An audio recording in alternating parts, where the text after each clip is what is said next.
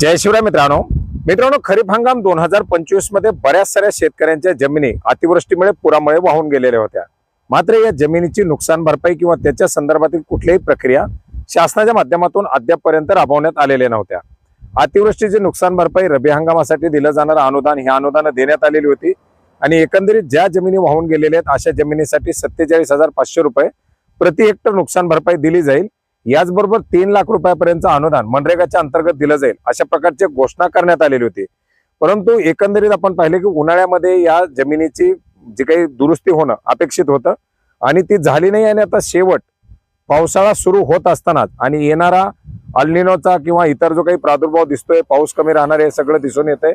या पार्श्वभूमीवरती आता त्या जमिनीच्या दुरुस्तीसाठीची प्रक्रिया सुरू करण्यात आलेली आहे। ज्या शेतकऱ्यांच्या जमिनी खरीप हंगाम 2025 मध्ये पुरामुळे वाहून गेल्या होत्या अशा शेतकऱ्यांचे ज्यांचे पंचनामे झालेले होते, ज्यांचं रेकॉर्ड पंचनामे महसूल विभागाच्या माध्यमातून कृषी विभागाच्या माध्यमातून घेतलेलं होतं, अशा शेतकऱ्यांना आता हे 3 लाख रुपयापर्यंत जमीन दुरुस्तीसाठीचं अनुदान देण्यासाठीचे प्रस्ताव घ्यायला सुरू झालेले आहेत।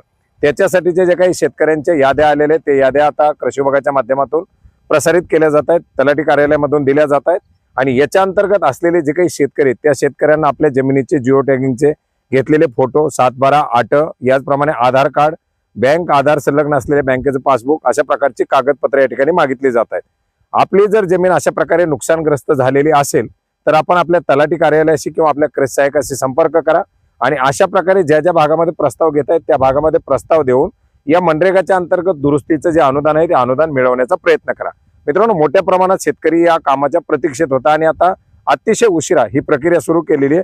त्याच्यामुळे साहजिकच शेतकऱ्यांनी स्वखर्चातून जमिनी दुरुस्त केलेल्या आहेत, पण तरी सुद्धा जर आपण खर्च केलेला असेल तर तो खर्च ऍटलिस्ट या योजनेमधून काढण्यासाठी आपल्या या अनुदानाचा लाभ घेण्यासाठी या कार्यालयाशी संपर्क करून आपले अनुदान मिळवण्याचा प्रयत्न करा।